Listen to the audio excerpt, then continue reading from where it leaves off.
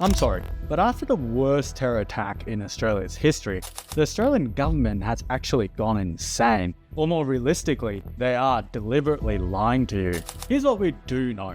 Both the shooters were Islamic terrorists, radicals. We know that. They had an IS flag on top of their car, which they took to Bondi Beach. I mean, that's enough evidence as to what motivated them, right? But Anthony Albanese, the Prime Minister, is claiming that there is no evidence that these two people were radicalized. In fact, and this is just outright remarkable to me, Albo has refused to even utter the words Islam, radical Islam, Muslim, or Islamism since the shooting. But guess what he did say? Watch this. We take ASIO's advice very seriously. We work closely with them. We receive regular updates as well. The Director General of ASIO has warned about a range of threats, be it anti-Semitism, the rise of right-wing extremist groups as well. Right-wing extremism. What's that got to do with the shooting? What's the relevance, Albo? Apparently, out of over 5,000 words he's spoken in press conferences since the shooting, he's not once mentioned Islam or Muslim. He has, however, used right-wing extremism twice. What this is lying by omission. It's a well-known tactic. You don't need to say anything false, you just need to be careful about what you never say at all. You steer the conversation, you change the framing, you draw attention to something else, and you trust that most people won't stop to notice what's missing. Except Prime Minister, we have noticed. Omission is powerful because it shuts down entire conversations before they can even begin. If you never name the problem, you never have to confront it. And if you refuse to say the word Islamism, you can immediately avoid having to explain how radicalization actually takes root, where these ideas are reinforced, and how people like this manage to pass through systems that are supposedly designed to protect the public. The debate is derailed at the starting line, but Australians aren't stupid. They can sense what's being avoided. They can hear the silence as clearly as any statement. In fact, this appears to be endemic within the current government, who genuinely appear clueless as to how to approach this problem. Richard Marles, the Deputy PM, was asked this question rather directly, and look at how he sidesteps the entire issue. Do you feel like there needs to be, and should there be, a greater emphasis on hate speech from Muslim clerics in the western part of Sydney? I think, as I said earlier, what we've done is criminalise more forms of hate speech, and we criminalise the Nazi salute. Obviously, that's in its own context. But we need to be looking at all of this, and it is really important that we have. So should there be a greater emphasis on this hate speech from Muslim clerics then? Well, I don't want to. We will go through all of this. I emphasise that we have done more in terms of criminalising hate speech than we have seen from any other government. But we need to look at all of this, and we need to make sure that we've got the right laws in place, and that we are doing everything we can to keep safe the vibrant multicultural society that we have. Deputy PM, Nazis didn't shoot up Bondi. Islamic radicals did. Their motivations are very clear, and not just because of who they targeted either. Now, before we get to the next part, if you're enjoying this video so far, please remember to give the video a like, subscribe if you haven't already, and consider signing up on Patreon, which comes with a ton of perks. Naveed Akram, the son, was known to authorities years before this attack. ASIO investigated him back in 2019 due to his associations with individuals later convicted of Islamic State-related offences. That investigation didn't happen randomly. It happened because he was already moving in extremist circles. As a teenager, Akram was publicly involved in Islamic dawah activities. He appeared in street preaching videos, handing out Islamic material at train stations and public spaces. Just watch this. Assalamu alaikum, brothers. We're here at Bankstown Station, spreading dawah, doing the work of the Prophets, continuing the work of the Prophets. We're here to spread the message that Allah is one and Muhammad is the last messenger of Allah. Guys, spread dawah wherever you can. Spread the message that Allah is one wherever you can. Spread the message by pamphlets, whether it be one ayah, and whether it be raining, hailing, or clear sky. Allah will reward you for whatever action you do in His cause. Inshallah, this will save you on the day of judgment. When everyone will be asking, where's the hope, where's this? This will come for you on the day of judgment. So come join us at Bankstown or in your own area and spread Islam. Assalamu alaikum. This wasn't private behavior. It was ideological activism done openly, and it placed him in networks that Australian authorities are well aware have produced extremists in the past. As he got older, his influences became even clearer. Akram was a follower of Wissam Haddad, a Sydney-based preacher whose sermons have been so extreme that the federal court already ruled parts of his rhetoric unlawful. Haddad is not some fringe nobody. I'd argue he's one of the most dangerous radicals in Australia right now. His speeches are widely circulated, explicitly anti-Semitic, and openly sympathetic to violent jihadist narratives. We can't take away from the fact, first and foremost, that jihad is definitely part of our deen. And as Muslims, we should never ever shy away from this. And yes, there may be types of jihad, but of the peak of this jihad is that which the Messenger Muhammad ﷺ spoke about, and I'll read the hadith soon. And that is fighting in the path of Allah Azza wa Jal.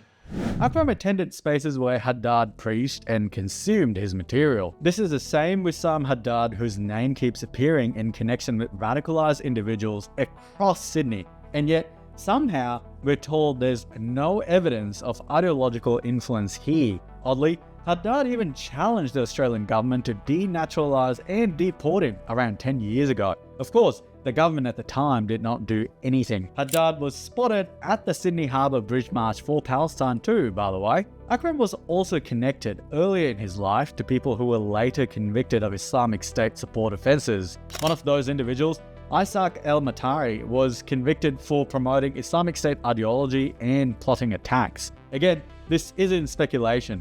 This is court-recorded material. You might have seen him also at the Sydney Harbour Bridge March, flying terror-linked flags. Now, even closer to the attack itself, it's been revealed Akram and his father travelled overseas to the southern Philippines, including regions known for Islamic State-linked militant activity. Police have acknowledged this trip and are still investigating its purpose. That alone should have raised serious questions long before Bondi ever happened. To make things even more clear, it's now been revealed that Sajid Akram transferred over his house to the mother 2 years ago. That of course raises questions as to just how long he's been planning this for. The mother, or his wife, who came out after the shooting by the way, to say her son was a good boy. Sounds to me like there's a possibility she must have had some knowledge, and honestly, I'm at the point where I would want her to also be deported from this country. All of this shows a very clear, undeniable link to radical Islam. Remember when the Prime Minister said there was no evidence these people were radicalized?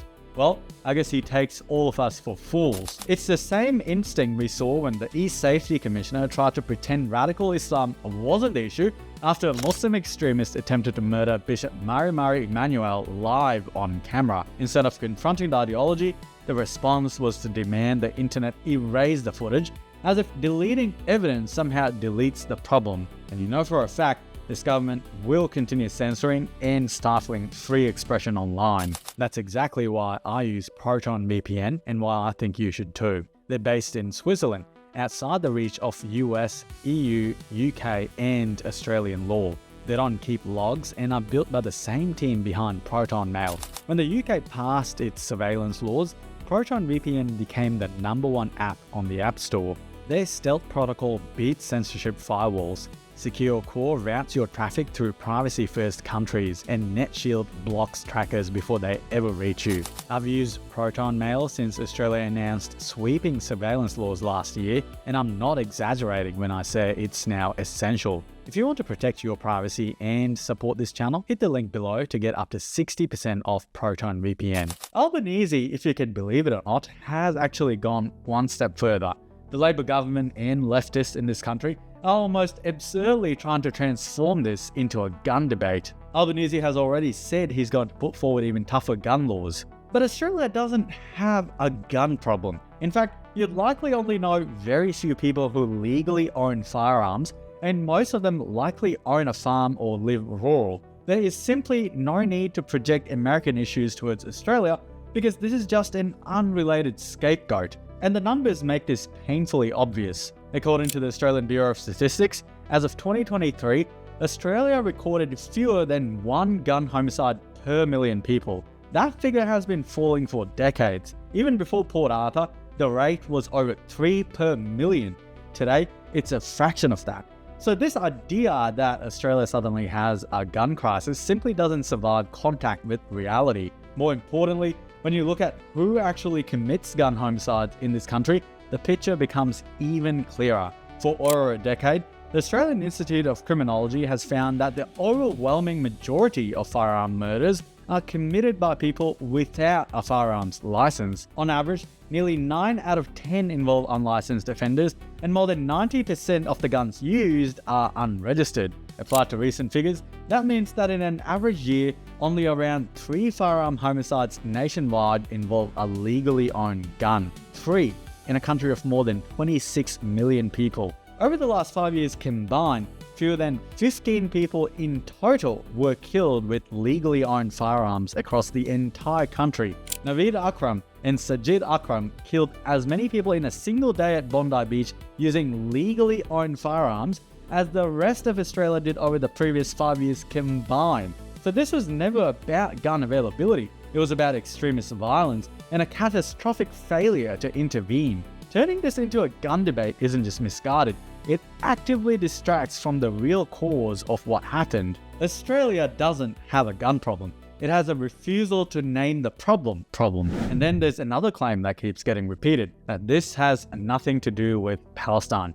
That is simply not true. You would have to be blind or an outright liar to claim otherwise. Jewish hatred in Australia didn't spike in isolation. It surged after October 7. We all saw it. Synagogues were targeted, Jewish schools were threatened, and people were harassed and assaulted in public. This wasn't subtle and it wasn't random. It followed months of protests and justification that blurred the line between criticism of Israel and outright hatred of Jews. I said many times on this channel and during my live streams that at the end of the day, a lot of these people are targeting Australian Jews and not the out-of-reach Israel. I have warned many times that this would get taken advantage of, and in Bondi, it happened. Radical Islamists don't suddenly invent new enemies. Antisemitism is already deeply embedded in their worldview. What changes is timing and opportunity, and over the past year, antisemitism has been loudly normalized, excused, and in many cases defended as political expression. You could see this in how people reacted to, say, Tony Burke when he rocked up to Bondi, in the dark, hoping nobody would see him. Watch. Blood on your hands, Tony Burke! Yes. So he's just walking out now, so everyone is yelling, "Shame on you, Tony Burke." He has just paid his respects and now he's leaving. Conversely, compare this to the reaction Pauline Hanson received at the same location.